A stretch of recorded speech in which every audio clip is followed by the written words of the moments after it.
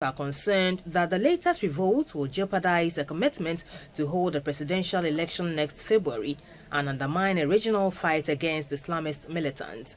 It's the second coup in 9 months carried out by Colonel Assimi Goïta and was declared president of the French West African colony last Friday.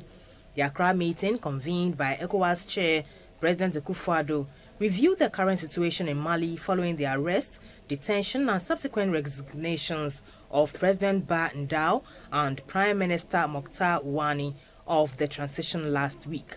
The leaders also looked at the next line of action for the transition to hold elections soon. Nigeria's former president, Mr. Goodluck Jonathan, who is ECOWAS special envoy and mediator for Mali, has been in Mali with his team, including Ghana's foreign minister, Madame Shirley Ayokobotre. After his report to the authority of ECOWAS, the leaders were not happy that Mali has exhausted more than half of the agreed transition period.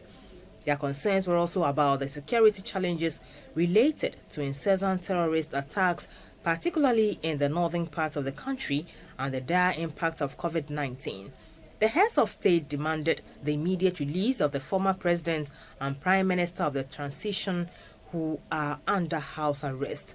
In a communique issued after the almost 6-hour extraordinary ECOWAS summit, Mali's membership was suspended from the bloc. The leaders reaffirmed the need to respect the transition period of 18 months as decided in Pidgiasi last year. In view of this, the date of 27 February 2022, already announced for the presidential election, should be respected and adhered to. However, it did not announce sanctions like those imposed after the coup last August, which saw members temporarily close their borders with Mali, which is a landlocked country, while financial transactions were stopped. Briefing the media after the session, Foreign Minister Ms. Shirley Ayokobotre said the decision is in line with ECOWAS principles of respecting democratic protocols and zero tolerance for chaos and lawlessness.